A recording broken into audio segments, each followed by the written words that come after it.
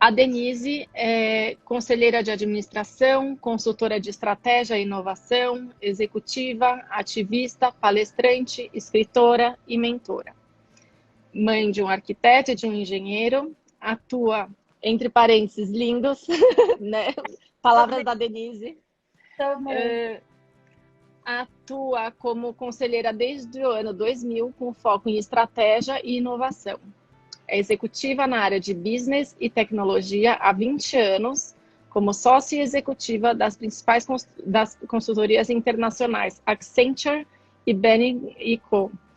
E vice-presidente de estratégia do Itaú Tecnologia. Empreendedora de startup, que criou as primeiras versões do que hoje é conhecido como Banco Digital. Formação em Sistemas Digitais pela Escola Politécnica da USP, com MBA Harvard Business School Executive Program e IMD Switzerland. Executive Program, pós-doc em Biologia Cultural pelo Instituto Matrístico de Santiago. Ativista na qualidade de gênero, com ações concretas para diminuir o gap entre homens e mulheres na liderança e nos espaços de poder desde 2000, como CDO, até como cofundadora do Grupo Mulheres do Brasil e mentora para mulheres que buscam crescimento na carreira e espaço em conselhos. Autora do livro Ganhar Mais, Gastar Menos e Investir Melhor, o livro de dinheiro para mulheres, que discute a necessidade de independência financeira no mundo feminino.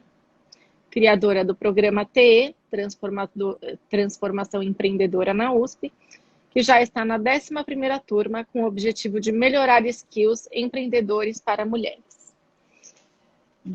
Quer introduzir alguma coisa? Não, essa biografia já é longa. Nós vamos Super. falar um pouco sobre finanças, esse é o objetivo de vocês? O tema de hoje é sobre como administrar o dinheiro para a gente conquistar um sonho grande, né? O que fazer com o dinheiro? E mesmo quem tem dinheiro, como a gente faz para... como essas pessoas fazem para dividir para essas realizações tendo segurança, né? Porque a gente não sabe, as pessoas não sabem por onde começar. Uhum.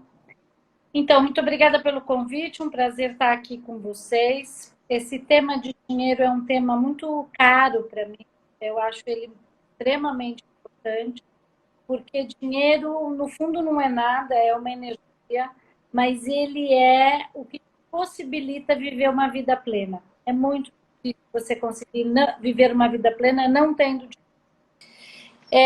Então, eu acho que o dinheiro, ele na verdade vem como a possibilidade de você poder escrever a vida que você quer para você, né? E tem muita gente que, por medo de escrever a vida que quer, acaba não guardando dinheiro. Porque todo mundo que quer guardar dinheiro, que quer investir dinheiro, que quer ter dinheiro, consegue. Eu já vi gente que ganha muito pouco, ter bastante dinheiro guardado, e já vi gente que ganha muito, muito, muito, não ter dinheiro guardado. Então, é uma decisão interna. E essa decisão interna, se ela não está acontecendo na sua vida, eu acho que tem uma pergunta que você tem que se fazer. O que eu estou querendo conservar na minha vida pelo fato de não ter dinheiro? Às vezes essa pergunta ela tem resposta. Porque tem muita gente que diz assim, eu gostaria tanto de ter dinheiro, mas... Aí vem um mas que faz sempre com que esse dinheiro escoe da tua mão. E se você for se perguntar o que está realmente acontecendo, às vezes isso esconde um medo. Esconde um medo de crenças que você tem, que se você tiver dinheiro você não vai casar, que se você tiver dinheiro você não vai conseguir ser amada. Eu acho que tem muitas crenças, principalmente para as mulheres, de que o dinheiro significa coisas que podem não ser tão boas. Isso foi uma coisa que foi criada durante a nossa cultura e durante a nossa vida. Então, a primeira coisa que eu queria dizer para vocês é assim, para quem não consegue fazer alguma coisa com dinheiro, pare para pensar o que que você está segurando, o que que você está conservando para que te leve a não ter dinheiro. E se a tua reflexão é, eu quero mesmo, você realmente vai conseguir maneiras de fazer. Então, por onde começar? O começo é como diz o livro, né? Você tem que ganhar mais do que aquilo que você gasta. Então, o começo é ganhar. Não tem nenhuma chance de você ter dinheiro se você não ganhar. E aí vale a pena fazer uma reflexão sobre as pessoas que te dizem que ganham pouco. A gente não ganha pouco. É sempre uma relação entre o que eu ganho e o que eu gasto. Então, se eu ganho pouco, eu tenho que gastar menos. Se eu ganho mais, eventualmente, eu posso até gastar um pouco mais. Mas eu sempre tenho que gastar menos do que aquilo do que eu ganho. E então, a ideia inicial é ganhar. Você precisa ganhar. Não se deixem levar pela fantasia de que vai chegar uma hora na sua vida que você não precisa mais ganhar. Isso não existe, gente. Não existe. Aí você vai falar, mas eu vou trabalhar para o resto da minha vida? Vai. Você vai ter que talvez fazer um patrimônio para poder ter casa, para poder alugar. Você vai ter que ter... Mas não vai chegar um momento, a não ser que você tenha muito, muito dinheiro guardado, não vai chegar um momento que você consegue fazer uma vida gastando um monte e não entrando nada. Para você ter essa quantidade de dinheiro, você precisaria ter aí muito dinheiro guardado, muitos milhões. Então, sinto dar a má notícia, não chega a hora que você pode parar de trabalhar. Você pode parar por períodos. Você pode falar, eu vou tirar um sabático, eu vou passar um tempo sem trabalhar, eu vou estudar durante um certo tempo. Mas achar que você vai trabalhar... Eu tinha essa fantasia. Quando eu era bem jovem, eu pensava, eu vou trabalhar até os 50, aos 50 eu paro de trabalhar e aí eu vou viver bem. Não vai, porque a gente vai viver até os 100, até os 120 anos. Que tamanho de dinheiro você tem que ter guardado para poder te pagar 50 anos da tua vida? Não vai. E antigamente, as famílias contavam com os filhos. Uma certa hora, os pais paravam de ganhar, ou tinham uma pensão, né, um INSS muito pequenininho, e os filhos arcam com a restante da despesa. Eu acho que as próximas gerações, os filhos têm que cuidar deles. Então, quem vai ter que cuidar da gente é a gente mesmo. Então, para a tua pergunta por onde a gente começa? A gente começa por entender e ter um mindset de que eu vou ter que trabalhar e ganhar para o resto da vida e que eu vou ter que guardar um pouco o resto da vida e investir esse dinheiro para as emergências da vida. Se eu fico doente e não posso trabalhar, se eu perco o emprego e alguma coisa acontece, se vem a pandemia e fecha tudo, ou seja, a gente tem que ter o dinheiro da emergência. Mas o dinheiro do longo prazo vai ter que ser... E ele fica menos doída, essa conversa, se você entender essa conta. Se você não entender essa conta, parece que você que é incompetente. Você fala, todo mundo consegue se aposentar. Quando eu era jovem, o sonho das famílias eram ter os filhos que trabalhassem como funcionários públicos, que tinham uma pensão garantida para o resto da vida. Vocês realmente acreditam que isso vai continuar assim? Não vai. O Brasil não tem condição. Vocês viram aí toda a discussão durante a reforma da Previdência. Com a quantidade de gente aposentada e com a quantidade de gente que trabalha para pagar esses aposentados, não vai ter gente te dando dinheiro de aposentado para o resto da tua vida, um bom dinheiro. Você vai ganhar, mas vai ganhar na miséria. Se você quiser viver uma vida de miséria, é isso. Se você não quiser viver uma vida de miséria, você vai ter que guardar. Então, este é o início. O início é, eu entendo, eu vou fazer uma vida de trabalho, vou fazer conta e vou guardar tudo que eu puder. Então, a pergunta pode ser, mas quanto eu tenho que guardar? A minha resposta é, guarde o máximo que você puder. Faça uma vida que seja uma vida razoável para você. Por exemplo, alguém que ganha 10 mil reais consegue, às vezes, fazer uma vida de 7 e guardar 3. Você fala, então eu estou guardando 30% do que eu ganho. Agora, você acha que alguém que ganha 100 mil reais precisa fazer uma vida de 70? e guardar 30%? Não precisa. Não é? Uma vida de 70 é uma vida demais. Então, quanto mais você ganhar, maior deveria ser o percentual que você guarda. Porque dinheiro é meio como gás, sabe? Você joga ele num espaço, ele ocupa todo o espaço que pode. E aumentar de padrão de vida é fácil, diminuir de padrão de vida é bem difícil. Então, você começa a ganhar mais, você quer mais isso, mais aquilo, mais o outro carro, mais a casa maior, mais empregado, a escola melhor e a roupa... Nananá. Então, aquilo vai indo e chega uma hora que você está realmente num padrão de vida que você não pode mais sustentar, que não te deixa guardar o suficiente e que, às vezes, você nem está podendo bancar aquele padrão de vida. E se você tiver que voltar para trás, pode ser uma coisa muito, muito desgastante. Então, guardar o máximo que você puder. E se eu não consigo guardar nada, porque eu já estou vivendo uma vida bem apertadinha, bem no limite, que não dá para viver uma vida mais apertada do que essa? Bom, então você vai ter que se virar para poder ganhar mais, porque tem que sobrar. Mas e se não dá para ganhar mais? Tem que gastar menos. Essa matemática, ela não tem outra. Não tem outra, entendeu? É igual quando você diz assim, mas eu quero emagrecer, mas eu gosto de comer doce. Tá bom, então não dá para fazer uma coisa e conseguir outra. Porque se você comer montanhas de doce, você vai engordar. Então, o que você está realmente querendo conservar? Eu acho que, eu não sei se era essa a tua pergunta, mas para mim, se você não tiver esses itens claros na cabeça e apaziguados no coração, porque não adianta estar só na cabeça, tem que estar apaziguado no coração, você não consegue ir para frente.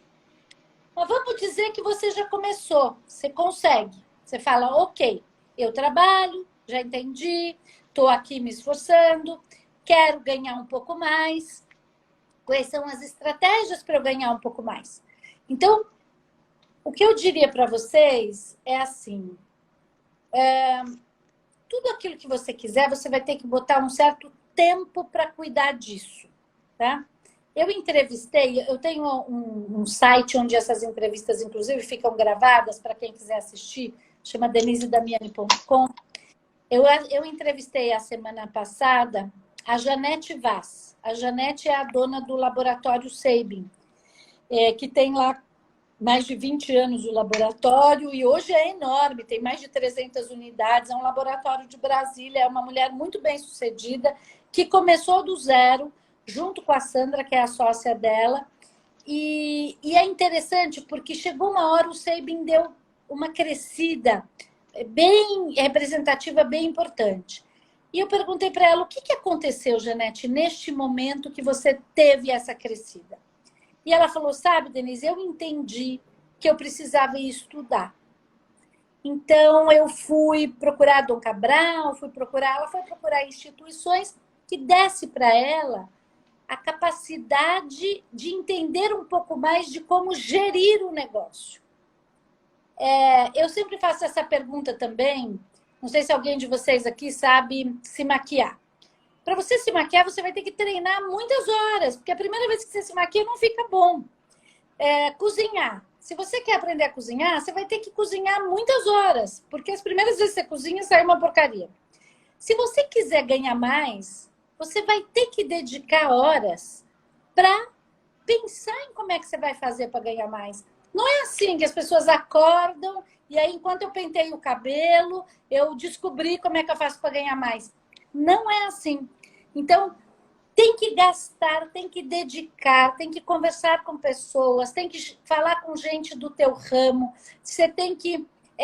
eu tenho uma pessoa na família muito gracinha, que pelo menos uma vez a cada 15 dias ela me liga, porque ela está sempre pensando em como é que ela pode ganhar mais. Então, aí eu fui convidada para isso, mas eu quero montar aquilo. Ela gasta uma energia importante. E essa menina ganhava, há 3 anos atrás, R$3.000 por mês. Hoje ela ganha 22. Então, é interessante que em 3 anos, ela é bem jovem, ela está na faixa dos 20 anos, está na década dos 20. E aí eu fico olhando, eu digo, olha que interessante. ela realmente bota energia em... Ontem era 10 horas da noite, ela me ligou. Eu recebi uma proposta assim, assado, estou pensando, rararararará. Então, ela bota energia em pensar. É funcionária, não é empreendedora. Ela é funcionária.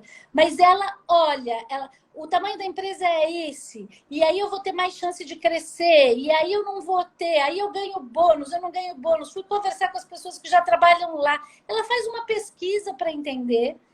E é muito interessante, porque se você gastar zero tempo pensando em como ganhar mais, Você não vai ganhar. você não vai ganhar.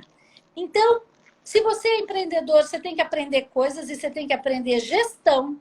O que é gestão? É gerir o teu negócio. Quanto eu vendo? Qual é o meu lucro? Como é que eu poderia ter um lucro maior? Como é que eu faço para gastar menos? Como é que eu vou, com quem que eu vou aprender? Com quem que eu vou conversar? E se eu sou funcionária, como é que eu faço para subir na carreira? Como é que eu faço para pedir aumento? Como é que eu faço para ir para um lugar que seja melhor para mim? Como é que eu trilho? Se você gastar zero tempo nisso e ficar só no dia a dia repetindo as tuas tarefas, você não vai conseguir ganhar mais. Esses dias também eu estava conversando com uma advogada, foi bem interessante, uma advogada já mais velha, de bastante sucesso, que tem muito cliente. E eu estava falando para ela sobre gestão. E ela falou para mim, não, mas eu sei fazer gestão, eu faço muita gestão para os meus clientes. Eu falei, tá bom, mas olha o que você está fazendo de gestão no teu negócio. O resultado, a margem, o lucro líquido que está dando no teu negócio é ínfimo. Você está pagando só gente externa que trabalha para você. Então, você é ótima de gestão para os outros, mas o que você está gastando de tempo para fazer gestão para você? Então, a pergunta que você tem que fazer é: quanto tempo eu estou despendendo da minha semana, do meu mês? Se for zero, se for 1 hora, 2 horas, é muito pouco. Se você treinar maquiagem 1 ou 2 horas por mês, você não vai maquiar bem. Se você treinar cozinhar 1 ou 2 horas por mês, você não vai cozinhar bem. E se você pensar 1 ou 2 horas por mês em como ganhar mais, você não vai ganhar mais. Então, tem muita gente que não pensa nem 1 ou 2 horas por ano, né? Com certeza. Esse é o jeito de começar. Legal, Dê, muito bom e faz muito sentido. E para aquela pessoa que, com relação a finanças pessoais, não sabe quanto ganha, não sabe quanto gasta, só vai de acordo com o que tem no saldo da conta bancária. Por onde a gente começa? O que tem que fazer? Alguma planilha, algum programinha pessoal? O que a gente tem que fazer? O que eu digo é o seguinte: ficar anotando tudo é muito chato e você desiste rapidamente. Então, o que eu diria que você tem que fazer é anota por 1 ou 2 meses. Se você souber que vai ser só por 1 ou 2 meses, você nem desiste. Você fala, não, eu vou fazer isso, mas vai ser por 2 meses. Você pode até anotar o que você está ganhando e o que você está gastando. Mas não adianta nada anotar se depois você não parar para poder fazer uma análise disso. No meu site tem uma planilha, que é uma planilha, exemplo lá, quem quiser, baixa gratuitamente e tal, onde ela divide a vida de gastos por categoria. Então, tem lá quanto eu gasto com a minha casa, quanto eu gasto com os meus filhos, quanto eu gasto para o meu trabalho, quanto eu gasto para lazer, quanto eu gasto para comida. Então, tem lá uma planilha básica que normalmente ela serve à grande maioria das pessoas. Depois que você fez aquilo, e lá também tem quanto entrou, né? Qual é o dinheiro que entra. Depois que você fez aquilo, você tem que pegar e olhar e dizer, será que faz sentido eu gastar tudo isso? Vou dar um exemplo de uma menina que me procurou há uns 2 meses atrás, no meio da pandemia, cheia de dívida.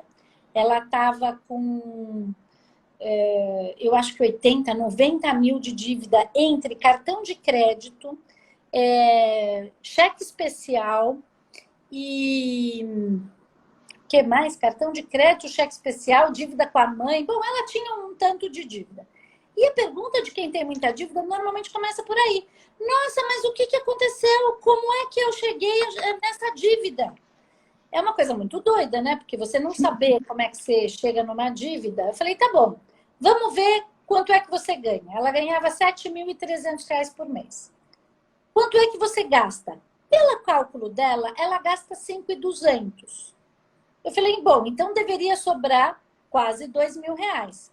Como é que você chegou a ter uma dívida de 80 mil se te sobra 2.000 reais por mês? Então, esse 2.000 reais que sobra por mês, ele é fictício. Ah, não, mas o meu problema é que eu preciso ganhar mais. Ganhar mais quanto? Ah, eu preciso gastar menos. Gastar menos quanto? Se você não sabe quanto você gasta. Então, se você não sabe quanto você gasta e não sabe quanto você ganha, não dá para ganhar mais de uma coisa que você não sabe, nem gastar menos de uma coisa que você não sabe. Então, a tarefa para ela foi, por 2 meses, você vai escrever o que de verdade você gasta. A gente precisa entender esses 5.200, que não é verdade, isso eu já sei. Que se fosse, você não estaria com essa dívida. Para onde vai? E depois de 2 meses, ela voltou, ela disse, eu entendi para onde vai. Basicamente, ia em roupa, em sapato, em bolsa, que estava lotada a vida dela, porque ela trabalha num shopping, então tudo que ela vê, ela compra. E, na verdade, ela não gastava 5, ela gastava 25. E aí eu disse, bom, tá bom. Então, agora você vai ter que tomar a decisão do que você quer fazer da tua vida.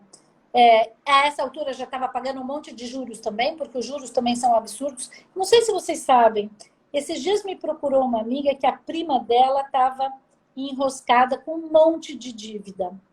E ela fez um levantamento para ajudar a prima de quais eram as dívidas e quais eram os juros da dívida. Ela tinha uma dívida numa dessas empresas de crédito, sabe? Crédito alguma coisa. Que os juros são 62% ao mês. Isso dá 987% de juros ao ano. É 1.000% de juros ao ano. A inflação é 2%, 3%. Como é que você sai de 3% ao ano para 1.000% de juros ao ano? Então, a dívida sobe de um tanto que é maluco. Então, essa menina descobriu que ela estava pagando, sei lá, 10, 15 pau de juros ao mês. O que é doideira. Então, se você não cria um plano de como é que você vai quitar isso, e às vezes o quitar, gente, é assim, é inquitável. Você chega num nível de dívida que você fala, eu vou abandonar, eu vou deixar meu nome para o SPC, para o Serasa, para não sei aonde, e um dia, se eles resolverem negociar comigo e tirarem uma parte importante desses juros, talvez eu possa pagar. E aí o nome vai para as cucuias mesmo. Mas se você ficar pedalando isso e pagando esses juros, ou gastando um tanto de dinheiro que você não tem, eu não estou nem falando sobre o que acontece com você não estar guardando, mas eu estou falando o que acontece para você estar criando um buraco. Em vez de você criar uma poupança, você está criando um buraco. Não saber o que se ganha e não saber o que se gasta é impossível de você fazer qualquer vida saudável. Impossível. Use a técnica que você quiser. Eu tenho uma amiga que não conseguia realmente fazer controle nenhum. A técnica que eu ensinei para ela, que até está no livro, é dos envelopes. Ela recebe... Foi isso que eu ensinei para essa menina também. Porque ela não pode ter cheque especial, não pode ter cartão, não sabe fazer conta. Então, ela recebe os 7 mil, 1.000 vai ser para pagar aluguel, põe num envelope chamado aluguel. 1.000 vai ser para botar no cabeleireiro, bota no envelope chamado cabeleireiro. 1.000 vai ser para gastar com o carro, gasolina e tal, bota carro. E aí, você, quando for pagar o cabeleireiro, pega o envelope do cabeleireiro e tira de lá. A hora que não tiver mais dinheiro nenhum no envelope do cabeleireiro, você não pode mais ir no cabeleireiro. Então, se você é descontrolada total, esqueça banco, esqueça cartão de crédito, trabalha com o dinheiro vivo dentro de envelope. Agora, se você não é deste tipo, vamos dizer assim, limite do descontrole, você escreve no papel o que você supõe que você tem que gastar e controla por 2 ou 3 meses. Só o fato de você escrever o que você está gastando, você vai ver que você acaba gastando menos. Você pensa 2 vezes e fala, eu vou ter que escrever aquilo no caderno, então eu não vou gastar. Lição número 1 é: não dá para controlar a vida se você não souber o que você está ganhando, o que você está gastando. Não tem jeito. Controle por uns 2 meses, entenda qual é o buraco, como a gente fez com essa moça, que a gente entendeu que o buraco dela era em roupa, sapato e bolsa, e agora em juros, e aí você tem que montar um plano. Dificilmente quem chega neste nível consegue montar um plano sozinha. Mas também você não precisa de ninguém especialista para montar um plano. Chama uma amiga, chama um amigo, alguém um pouco mais organizado e diz, ó, minha vida é essa.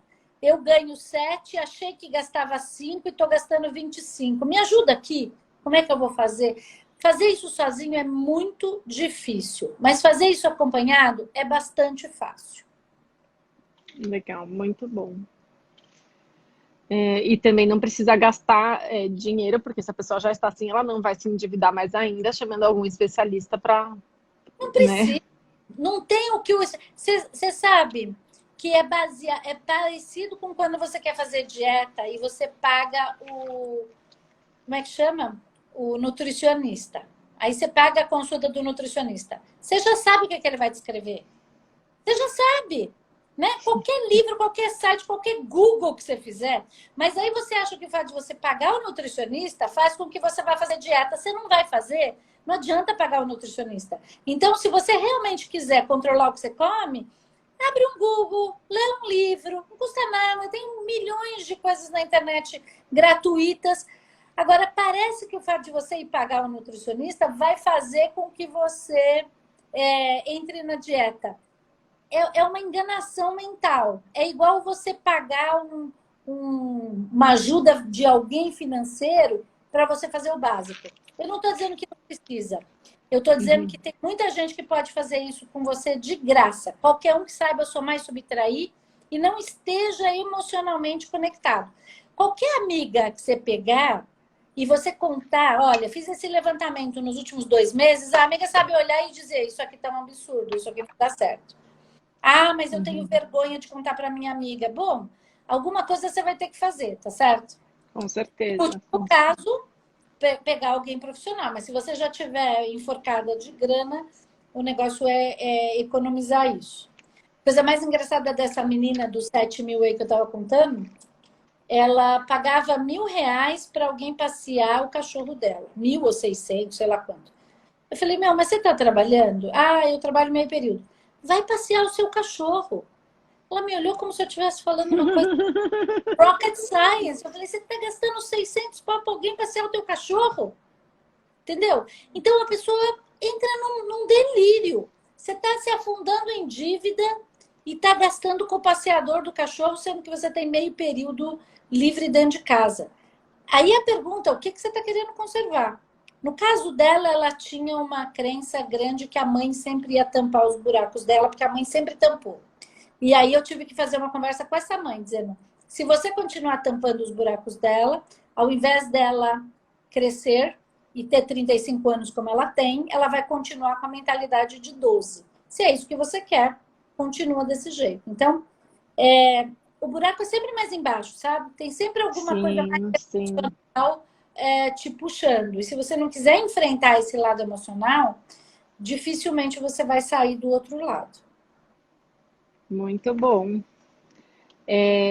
Agora no sentido contrário, né, de quem tem dinheiro e não sabe o que fazer, a Dani Almeida fez essa pergunta.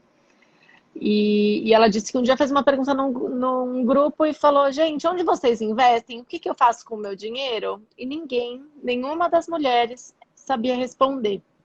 E aí a gente te pergunta, como escolher onde, como escolher o quanto você vai investir? Renda fixa? Não, o quanto você vai investir é tudo. Tudo que sobrar você tem que investir. Você não pode deixar a conta uma coisa sem investir. Tá. E de novo, essa resposta ela também não é simples, mas ela é possível você olhar em blocos. Vamos pensar o seguinte. Vamos supor que você precisa ter 3 visões na sua vida. A visão de longuíssimo prazo. Ah, eu quero, quando eu ficar mais velha, trabalhar menos, então eu preciso ter uma quantidade de dinheiro guardado. Não é parar de trabalhar, presta atenção, porque parar de trabalhar, talvez a gente não vai parar de trabalhar nunca. Mas eu quero ter um pouco mais de tranquilidade na minha velhice. Então eu quero guardar um tanto de dinheiro para a velhice. Depois eu tenho as coisas de médio, os meus projetos de médio prazo. Daqui a 5 anos eu gostaria de comprar uma casa. daqui a 10 anos eu gostaria de comprar uma casa, daqui a 5 anos eu gostaria de tirar um sabático, ficar um ano sem trabalhar. Então, você tem os seus projetos de médio prazo.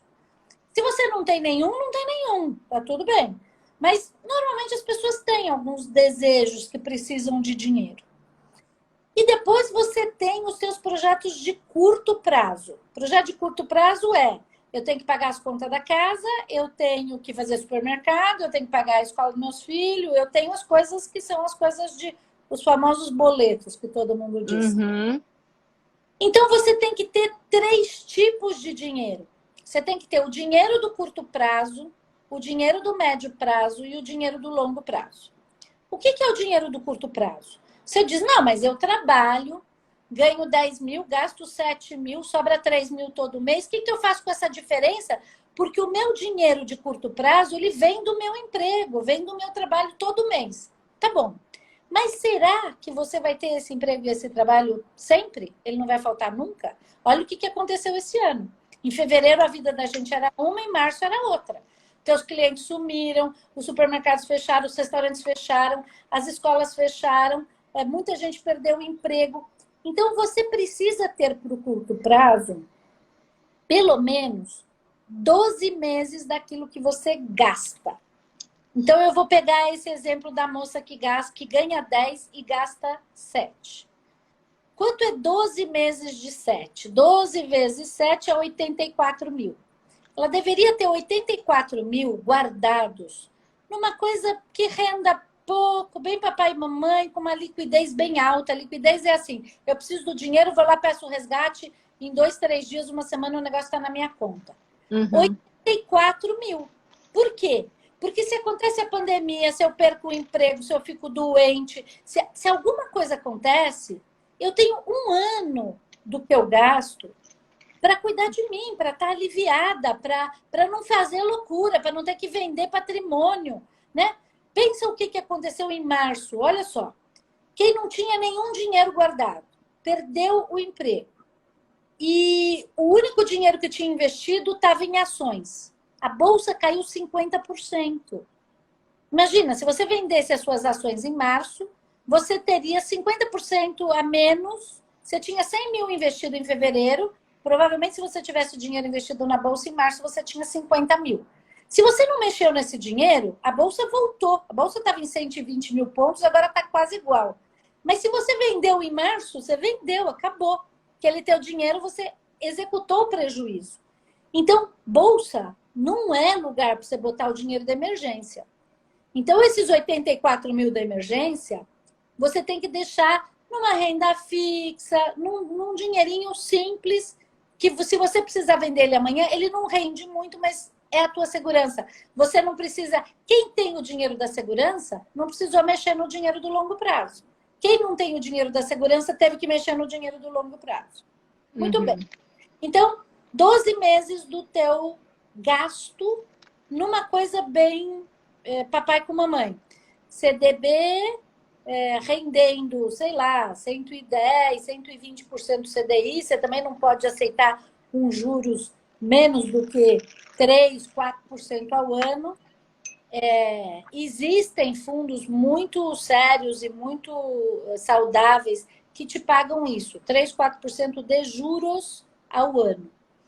Sendo que hoje o juro básico da economia é 2, então quer dizer que realmente você está ganhando 2. Pensa só, a cada 100 mil que você tiver investido, se você ganhar 4% ao ano, tira a inflação, você ganhou 2 mil. 2 mil. Se você não quiser mexer naqueles 100 mil, você só pode gastar 2 mil desses 100 por ano, que é os juros que ele te trouxe. Essa é a realidade do Brasil. Muito bem, então vamos deixar lá esse dinheiro investido como? Como? Eu entrei no grupo, no blog, rarará, perguntei aonde vocês investem seu dinheiro, ninguém me respondeu. Bom, talvez o grupo e o blog não é o lugar certo para você fazer essa pergunta. Você tem que fazer essa pergunta para gente que está dentro do mercado. Eu tenho um grupo que você conhece, Vivi, que se chama Safira. Todos os meses a gente se reúne com gente do mercado financeiro e a gente faz uma aula gratuita financeira. Ali é o lugar para você perguntar aonde Excelente. meu dinheiro, não é? É para gente que é do ramo. Não é para... eu vou na ginástica e vou perguntar para o meu professor de ginástica onde é que ele investe o dinheiro dele. Ele pode ser até ótimo com o dinheiro dele, mas que referência a gente tem? Entendeu? O meu vizinho de baixo. Esse não deveria ser sério, entendeu? Então, o professor de ginástica, manicure, o vizinho de baixo, não é quem deveria dizer onde é que você bota o teu dinheiro. Existem... É a mesma coisa que se você está doente, com câncer, você fala, então eu vou procurar aqui o mecânico borracheiro para dizer que tratamento eu faço. É completamente maluco, entendeu? Você precisa procurar um médico especialista. Aí você tem um grande problema jurídico, você não vai procurar manicure, você vai procurar um advogado. Por que para dinheiro as pessoas acham que pode procurar qualquer um que você encontrar na frente? A resposta é, você vai receber uma dica, aliás, eu odeio essa palavra, porque dica é uma doideira. Você pega todo o teu suado dinheirinho, que levou um tempão para você guardar, e você vai colocar em alguém que não é profissional e que te deu uma dica. Fala sério, né? Não vai rolar. Essa semana também eu sou mentora de uma jovem de menos de 30 anos que me ligou e disse, não, o meu namorado me disse que a minha aplicação está rendendo muito pouco e que ele faz um day trade na não sei aonde e que ele ganha 10% ao mês. Gente, eu vou contar para vocês. Se todas as aplicações bacanas, boas e tal, dão 4% ao ano, o que vocês acham de uma aplicação que te promete 10% ao mês? Ou é tráfico de droga, ou é tráfico de arma, ou é esquema, ou é mentira. Não existe, entendeu? Eu falei, você realmente acreditou que tem alguma... Se tivesse alguma coisa que desse 10% ao mês, ninguém mais estava trabalhando, estava todo mundo, não é? Ou o cara é o dono do banco, aí tudo bem, se ele for o dono do banco, eu até acredito que ele está ganhando 10% ao mês. Então, o que eu vou dizer para vocês é, não vão atrás de dica, vão atrás de falar com profissionais. Outra coisa, gerente de banco não é profissional de investimento. Gerente de banco está lá para te atender na tua transação com o banco. Eu preciso do cheque especial, eu preciso de não sei o quê, eu quero assinar eu quero fazer um TED, mas investimento, o gerente de banco não entende nada, nada. E olha que importante, né?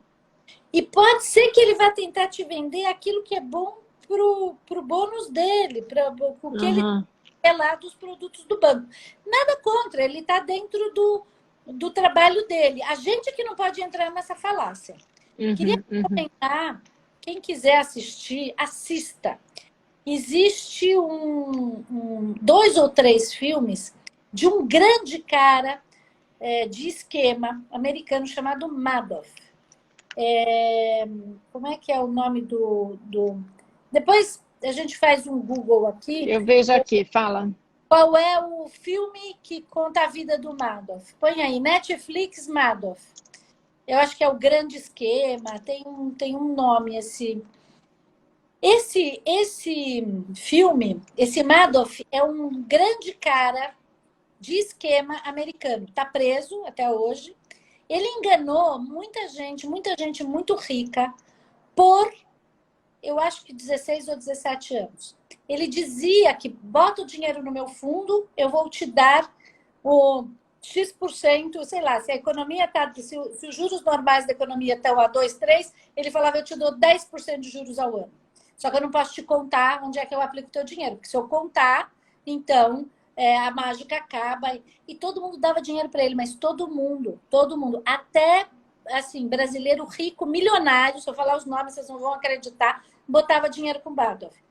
Quando aconteceu 2009, a queda, um grande crash nos Estados Unidos, todo mundo foi tentar tirar o dinheiro com ele. O que acontecia? Esse dinheiro não existia. E aí as pessoas perderam. Ele deu um tombo de 23 bilhões de dólares. Ele tinha 23 bilhões de dólares de gente que tinha botado dinheiro com ele. Assistam esse filme. Madoff, Madoff, é o nome do cara, para vocês entenderem a loucura que é quando vocês acreditam cegamente em alguém que não quer te contar onde é que o dinheiro está sendo investido. No Brasil é muito difícil isso acontecer, porque no Brasil o mercado financeiro é muito regulado. Então tem Banco Central, tem CVM, tem um monte de gente que regula. Mas você precisa entender um pouco, né? E se a coisa parecer boa demais para ser verdade, é boa demais para ser verdade, ou seja, não é verdade. Não invista. Então, não vou te dizer nada aqui sobre onde investir o teu primeiro dinheiro. O que eu vou te dizer é, venha uma vez por mês discutir e aprender um pouco sobre investimento. Você, pouco a pouco, vai conseguir ir fazendo o seu pé de meia. O negócio não é ganhar um monte de uma vez só, porque vai ter muito risco se você ganhar um monte de uma vez só.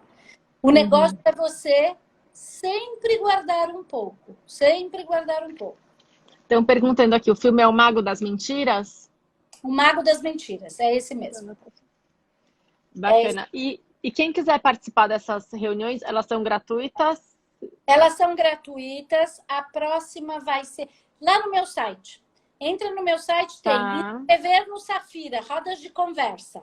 Aí você manda um e-mail, você recebe o link. Agora, na pandemia, nós estamos fazendo via Zoom. Quando não tem pandemia, a gente faz presencial. É lá na 20, que é uma grande gestora, que fica ali na Faria Lima, na frente do Shopping Guatemi. Um dos melhores gestores do Brasil. Eles têm mais de 35 bilhões de dinheiro investido com eles. Eles são muito sérios. E quem conversa com a gente é gente que é profissional de investimento. E a gente passa uma tarde inteira, das 3 às 6. Todas as perguntas são boas, não tem pergunta básica, não tem pergunta idiota. A gente pode falar tudo que a gente quiser. São rodas mesmo de conversas. E a próxima vai ser dia... Acho que tem que olhar lá no site, mas eu acho que é dia 29, tá? Eu posso até olhar aqui para vocês, mas eu acho que vai ser dia 29. Legal. E quem quiser, o site da Denise está em um dos nossos posts, que nós anunciamos a live. É www.denise.com, né? denisedamiani.com. denisedamiani.com, verdade. Legal, vamos ver. Tem mais uma pergunta aqui. Essa eu não faço ideia. Aqui foi a...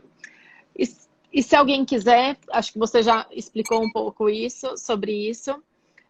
E gastos com educação, como calcular? Qual a melhor forma de fazer um planejamento e qual investimento? Filho, por exemplo, que deseja estudar no exterior. Esses são os projetos de médio prazo, não é? Se você não tiver dinheiro para isso, não mande. Não adianta você fazer dívida para isso. Porque pensa, sabe o que é investimento? O que é a definição de investimento? É qualquer coisa onde você bota o seu dinheiro e te retorna mais dinheiro do que aquilo que você investiu. Se não te retornar mais dinheiro do que aquilo que você investiu, não é investimento. Ah, então eu vou investir aqui num curso. Esse curso vai te fazer ganhar mais? Não. Então não é investimento. Você pode chamar ele do que você quiser. Agora, se eu fiz um curso que me ajuda a ganhar mais, isso é investimento.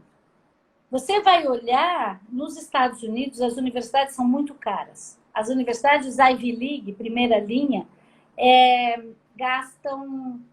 você gasta 70, 80 mil dólares por ano. Então, num curso de 5 anos, você gastou aí 400 mil dólares. Conta para mim quanto tempo você vai levar para pagar de volta 400 mil dólares. Você tem que ganhar bastante bem. Então, se você não fizer uma faculdade que te leve para um outro patamar de ganho, não vale a pena você ter essa dívida. Os americanos estão descobrindo isso. Tem muita gente com crédito estudantil impagável, que não vai conseguir pagar nunca. Então, sobre educação, é assim. Não faça 1 milhão de cursos. Escolha o que você quer estudar. Tem tanta coisa gratuita. Tem tanta coisa que você pode ler. O Bill Gates lê, acho que 4 livros por mês. É o Bill Gates. A gente deveria ler 10, porque nós não somos o Bill Gates. Então, tem muita coisa para a gente estudar que não seja gastando um monte de dinheiro. E tudo bem se você quiser estudar coisas que não te aumentem o que você ganha. Não tem problema nenhum, estudar é sempre bom, mas não chame isso de investimento. Investimento é só se você for estudar alguma coisa que eleve o que você ganha. Eu sou muito pão dura, né? Eu fiz universidades caríssimas, vocês vão ver aí no meu currículo, eu fiz Harvard, eu fiz a IMD na Suíça e tal. Eu nunca paguei um tostão. Se eu tivesse que pagar $80.000 para estudar lá por ano, eu não iria. Então, eu queria estudar, não ia pagar. Eu fui descobrir jeitos de ter bolsa, de ser financiada pelas empresas onde eu trabalhava. Eu queria estudar. Mas se fosse para tirar naquela época, eu com 20 e poucos anos de idade, $80.000 por ano do meu bolso, eu não ia. Então, eu não estou dizendo que ninguém pode ir. Eu estou dizendo que a gente precisa fazer a conta, tá certo? Uhum. Os meus filhos, por exemplo, hoje poderiam estudar em qualquer lugar. Aí eu digo, vocês vão fazer? Eles falam, não tem nenhum curso que me interesse que faça com que eu possa valer a pena esse tempo e tal. Mas daqui a pouco muda de ideia. Eu acho que preciso olhar muito o que a gente vai estudar. Tem muita picaretagem por aí também, né? Então, a coisa para ser investimento precisa te devolver isso. Às vezes, para filho, a gente é capaz de fazer qualquer sacrifício. Presta atenção, porque eu também sou mãe de gêmeos, e eu sei que às vezes para os filhos a gente faz umas loucuras. Mas faça as contas, porque talvez valha a pena dar outro tipo de experiência com um custo mais baixo do que pagar coisas carésimas. Eu estava falando com uma moça um dia que não tinha dinheiro, que estava entrando em dívida e que tinha uma filhinha de 2 anos e que o grande gasto dela era quase R$10.000 numa escola bilíngue. E ela falou, não, mas eu não vou tirar a minha filha da escola bilíngue. Eu falei, caraca, ela não fala, ela tem 2 anos. Como é que você vai botar a filha em escola bilíngue, fazendo dívida, pagando esse absurdo para criança que não fala? Então, que bilíngue, entendeu? A gente, como pai, às vezes dá uma pirada também. Não, amigos que ela vai ter. Que amigos? Amigos ricos e você pobre. Então, a gente dá umas viajadas. Eu acho que a coisa mais importante é a gente pisar no chão e ver qual é a minha possibilidade. E nunca gastar a possibilidade do futuro. Você gasta depois que você tem. Você não gasta antes. Sim. Sabe? Em geral, quem faz dívida em cima de um gasto, de uma coisa que poderia ser postergado. Estou passando no shopping, vi uma geladeira, adorei, comprei a geladeira. Você pode pagar a geladeira? Faz conta. A não ser que a tua geladeira pifou e você está botando tudo dentro de caixa de isopor, você não precisa trocar a geladeira hoje. Você pode. Então, essa angústia de ter que fazer tudo hoje, o planejado é o que faz com que você tenha capacidade de realmente guardar dinheiro e não pagar juros porque você fez dívida. Muito bom. Uma sacudida, né, praticamente. Desculpa. Tá certíssimo, adoro. Imagina, eu acho que é assim. E sabe por quê, eu te chamei aqui? Porque eu acho que a paz e a liberdade que o dinheiro traz é essencial para você ter qualidade de vida. E é por isso, e qualidade de vida é o que mais a gente quer trazer através do Jardim do Bem. Então, e dinheiro tem tudo a ver com isso, né? Pela paz, pela tranquilidade, pela liberdade de estar ou não em um relacionamento.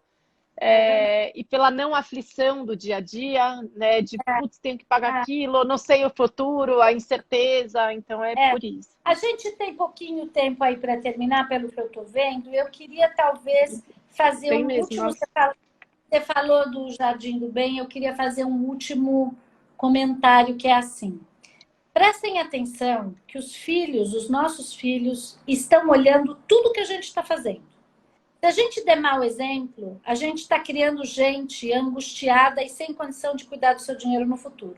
Se a gente der bom exemplo, idem. Então, assim, as crianças sabem, a não ser que sejam muito pequenininhas, mas em geral são espertas e elas sabem se você está vivendo acima das suas possibilidades. E elas vão te copiar. Então, se você vive em cima das suas possibilidades, gastando mais do que tem, fazendo dívida, primeiro que as crianças ficam numa grande angústia, porque elas percebem que tem alguma coisa de errado, porque os pais estão muito tensos, muito nervosos. A coisa fica destrambelhada. fica no ar que está destrambelhado. E aí a criança vai mal na escola, ela provavelmente também vai gastar mais do que o que ela tem. Então, presta atenção, porque a gente não está fazendo tudo que a gente está fazendo só pela gente. A gente está fazendo tudo que a gente está fazendo também pela nossa família. Então, as mães e os pais somos muito o espelho dos filhos. Se você vive muito abaixo da tua possibilidade, então você tem muito dinheiro, mas você é muito muquirana, você não gasta nada, você não dá nada e tal, você está criando o que eu chamo de filho anoréxico financeiro.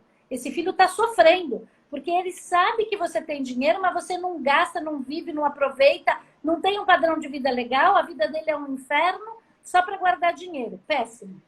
Se você gasta mais do que o que você pode, você está dizendo para o teu filho o quê? Você está dizendo que você também é uma destramelhada. Então, eu acho que a gente tem que prestar muito atenção para viver dentro dos padrões, para dar para os filhos. Warren Buffett, que é um grande investidor, talvez o maior do mundo, ele dizia: quero dar aos meus filhos o suficiente para que eles possam fazer o que eles querem, mas não o suficiente para que eles não queiram fazer nada.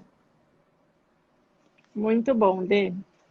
Muito bom. Será que dá tempo de fazer mais uma pergunta? Talvez não, né? Mas qualquer coisa a gente pode começar de novo e ficar mais 10 minutinhos na próxima? Tá bom. Por falar em crianças, né? Como foi, você que é conhecida aí como a mulher do dinheiro, como foi, como foi que você ensinou para os seus filhos essa gestão financeira? Acho que até responde, né, esse comentário anterior que nós fizemos sobre o exemplo, mas eu queria saber como você introduziu esse assunto na sua vida familiar. Não dá, com os filhos, não dá para ser criada em cima de dinheiro de mentira. Você só consegue educar filho em cima de dinheiro de verdade. Então, eu comecei a dar dinheiro para os meus filhos quando eles eram muito pequenos. Minha sugestão é que você dê por semana R$ 1 por ano. Então, se a criança tem 5 anos, ela ganha R$ 5 na semana. Se ela tem 8 anos, ela ganha R$ 8 na semana. E você combina com ele para que aquele dinheiro vai ser usado. Porque tem que ser combinado. Então, eu dizia, então esse dinheiro é para figurinha, para não sei o que lá, mas o lanche da escola pago eu. Então, você tem que fazer um combinado. Depois de 10 anos, você não... E você vai crescendo esse negócio da semana, porque criança muito pequena consegue controlar a semana. Quando ela tem 7, 8 anos, você pode começar a dar o dinheiro do mês. Então, você dá R$ 30 no mês, por exemplo, né? Depois que ele um pouco mais velho, você dá o dinheiro para 2 ou 3 meses. Quando os meus filhos tinham 12 anos, eles já ganhavam o dinheiro do ano. Em janeiro... Quantos anos? Com 13 ou 14. Tô com medo que corte aqui o nome. Dinheiro do ano. Então, muito bom. As mães falavam, você é louca, você enfia na mão dos teus filhos esse tanto de dinheiro, mas em 2 meses eles vão gastar tudo, no final do ano eles não vão ter nada. Bom, isso é o seu filho, porque o meu está sendo treinado desde que tinha 4 anos de idade. E isso de ganhar a semana, depois 1 mês, depois 2 meses, depois 3 meses, os caras já vinham fazendo isso há 10 anos. Então, eles sabiam exatamente que naquele mês eles podiam comprar as coisas. Então, eu quero o meu videogame, que custa mais caro, então eu vou pegar isso, aí eu vou guardar um tanto para os próximos meses. Eles faziam o planejamento deles, porque uma criança de 13, 14 anos sabe fazer limite derivado integral quase, né? Tem matemática complexa. Então, você vai criando este hábito. Quando os meus filhos fizeram 18 anos, eu dei a eles, eu podia, tá? Um carro para cada um, eu fiz um limite, cada um escolheu um carro. Eu dei um apartamento e dei o dinheiro de uma GV, porque eles entraram na USP, eles foram trabalhar. Eles foram estudar em escola pública, eu tinha pago escola privada a vida inteira. Então, um dos meus filhos, gêmeos, um dos meus filhos falou assim, você é louca, como é que você dá esse monte de dinheiro na mão de uma criança? Eu não quero esse dinheiro. O carro ele queria, o apartamento ele achou que eu era débil mental, e o dinheiro ele falou que não quer. Aí o outro, ele falou assim, não, dá para o meu irmão cuidar. Eu falei, não, você não está entendendo. Eu estou dando esse dinheiro para você aprender a cuidar. Porque se eu der para o teu irmão, ele vai cuidar do dele. Se você não quer, não tem problema nenhum. Fico com o dinheiro eu. Eu quero. Aceitou, obviamente. Bom, aí ele resolveu aceitar o dinheiro. O outro falou, não, pode deixar que eu cuido. Eu falei, não, senhor. Então, a primeira coisa é a seguinte. Os filhos não aprendem a cuidar de dinheiro com dinheiro do banco imobiliário. Não adianta você jogar banco imobiliário e achar que eles vão cuidar do dinheiro. Para aprender, isso todo mundo, não é os filhos, a gente, todo mundo. Para você aprender a cuidar de dinheiro, você tem que ter dinheiro de verdade. Então, tenha dinheiro de verdade e você vai conseguir acertar, errar, investir mal, investir bem. Você vai aprendendo. É igual fazer comida e na primeira vez você queima, depois você esquece no forno, depois sai uma porcaria. Um dia sai bem. Então, os meus filhos começaram a... Eu até dou muita risada com eles, porque aí também eu tenho umas doideiras que é só minha, né? Eles tinham talvez uns 15 anos de idade. Eu resolvi que eles precisavam aprender um pouco sobre bolsa de valores. E a bolsa tinha uns cursos noturnos.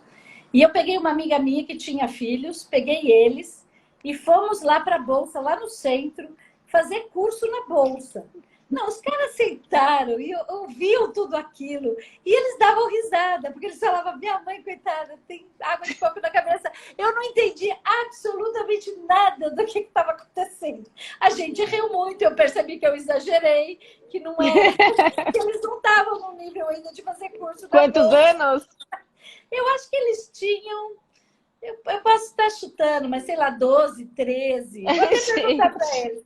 Não, eles eram super espertos, já estavam, sei lá, na sexta, sétima série. Eu achei que estava tudo bem, que dava para falar sobre...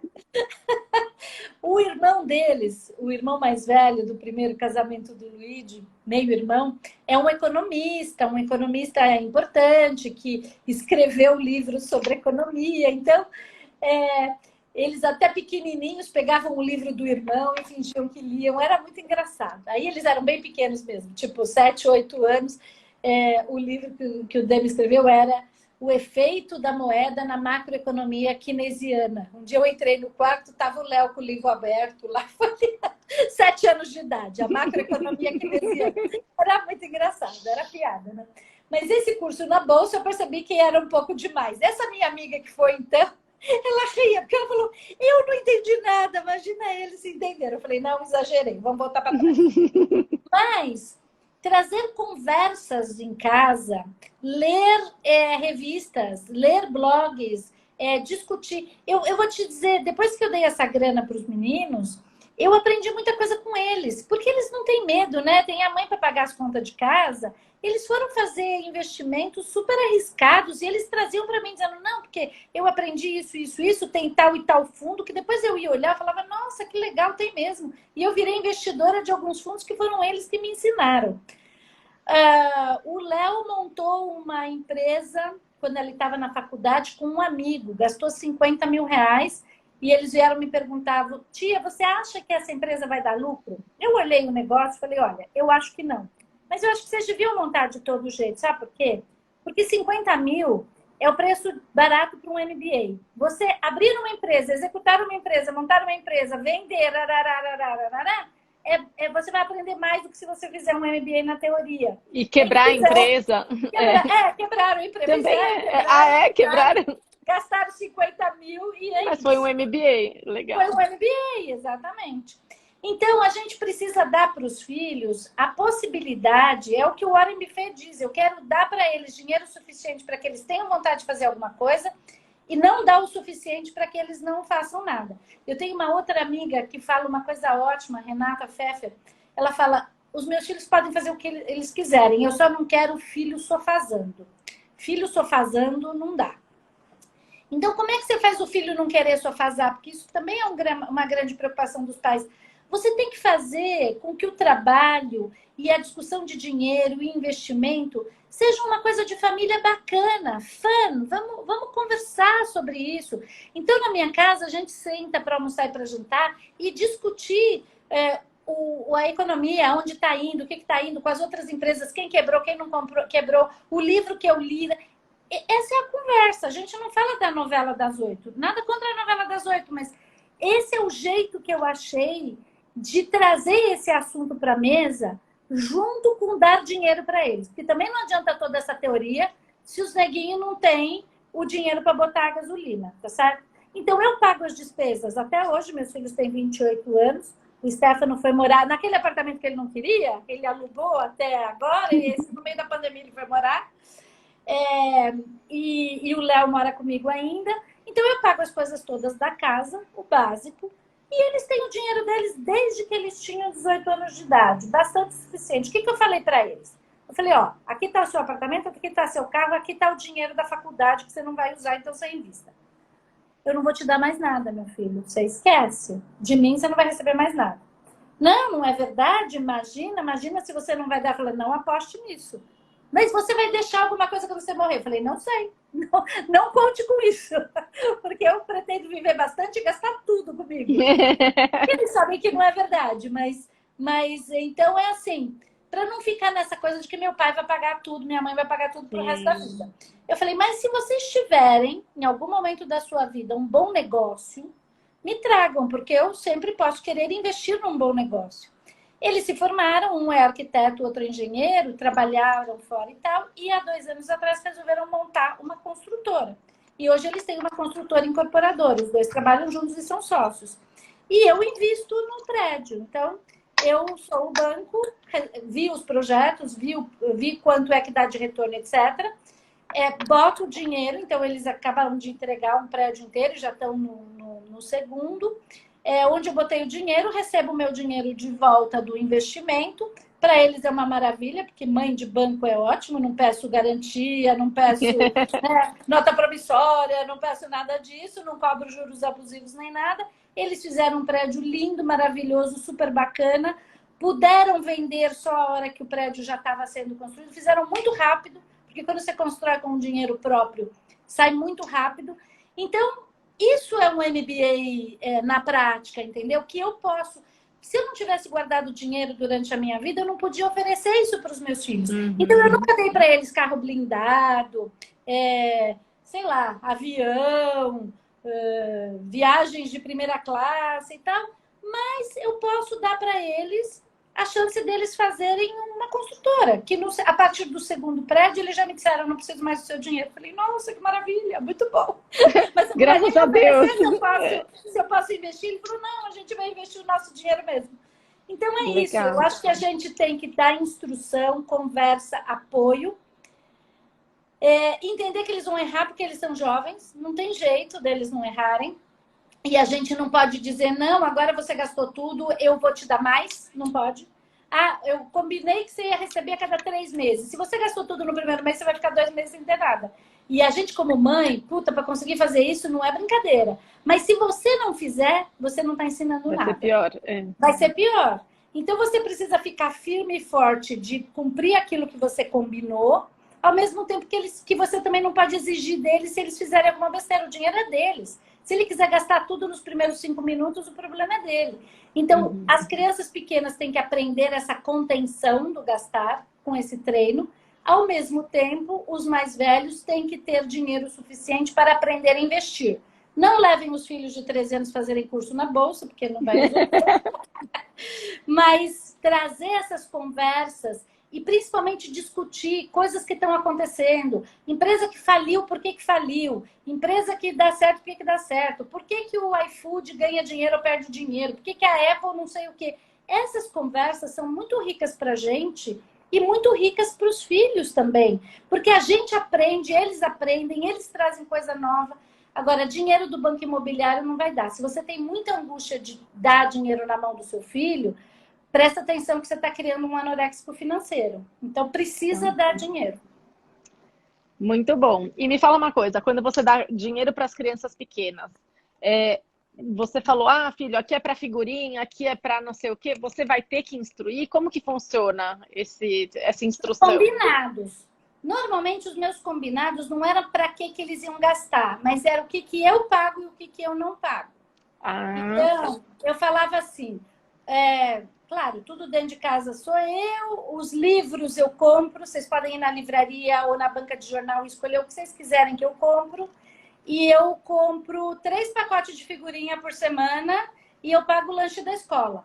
Qualquer outra coisa que você quiser, aí eu dou presente. Presente no aniversário, presente no Natal, presente no Dia das Crianças. Fora disso, se você quiser mais um jogo, mais não sei quantos pacotes de figurinha, mais não sei o quê... aí você vai usando o teu dinheiro. Então, eu acho que é mais fácil você dizer o que você banca e ele escolhe como é que ele quer guardar ou gastar o dinheiro dele.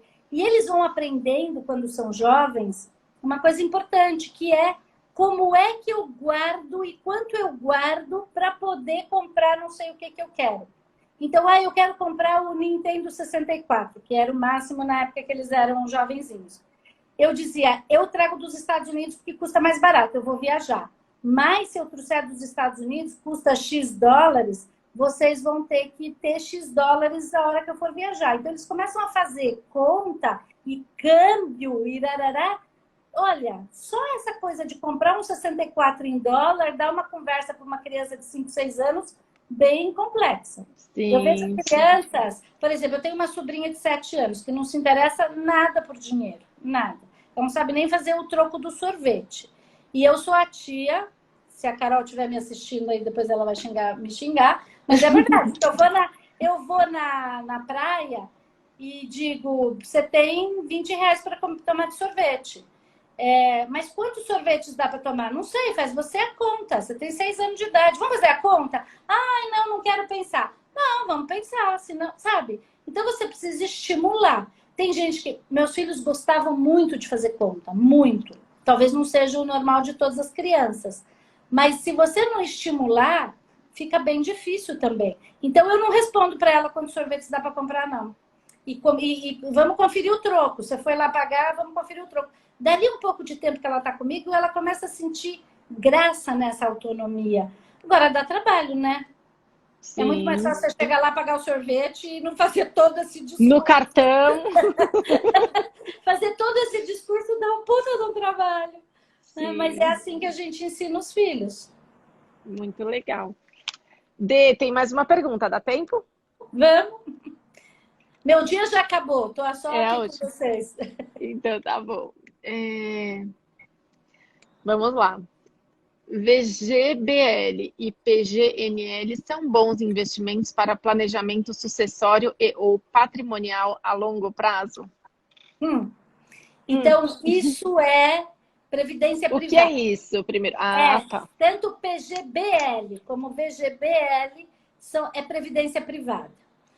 A gente não tem tempo aqui de entrar em todas as especificidades, mas o que eu vou contar para vocês é que, em geral, isso não é investimento, tá? Porque o que o PGBL e o VGBL pagam de rentabilidade de juros é menos do que a inflação. Então, não invista dinheiro ali achando que você está fazendo investimento. Bote dinheiro no investimento de verdade, que te paga juros de verdade. A outra coisa que você tem que tomar um cuidado enorme é sobre imposto de renda. Se você tem dinheiro num desses fundos e você precisa do dinheiro, vamos dizer, aconteceu a pandemia, eu tinha lá, estava guardando para minha aposentadoria, previdência privada, mas agora o único dinheiro que eu tenho eu vou precisar sacar.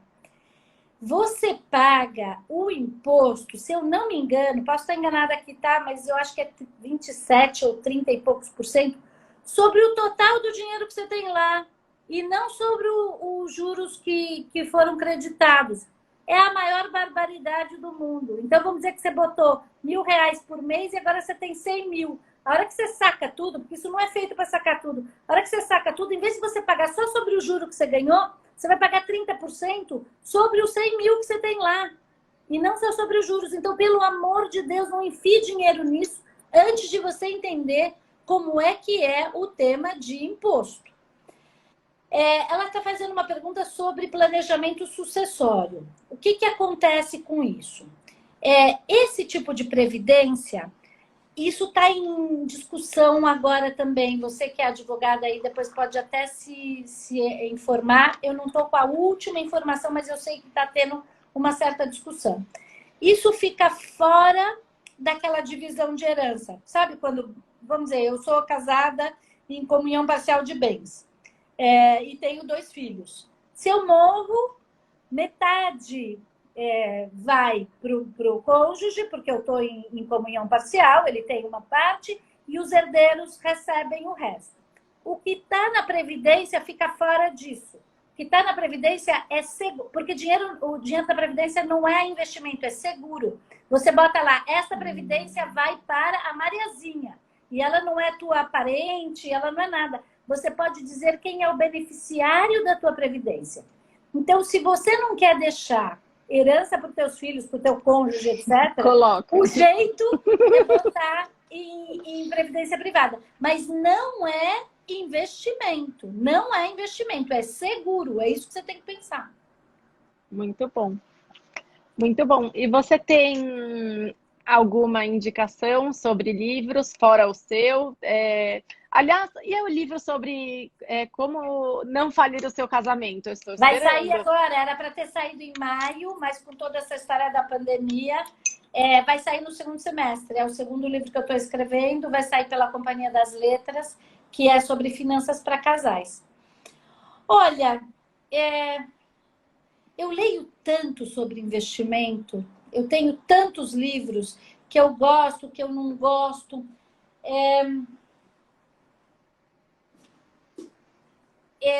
Eu gosto desse. Eu estava até relendo ele estava na praia e eu trouxe ele. Infelizmente, ele é em inglês, eu não sei se todo mundo tem acesso a inglês.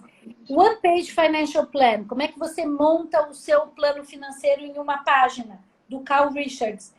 É em inglês, é inteligente, é interessante, mas tem tanta coisa. Se vocês quiserem, minha sugestão é vão numa livraria, entrem nesse lado de finanças pessoais, folheiem os livros, nada contra, mas tem muita bobagem.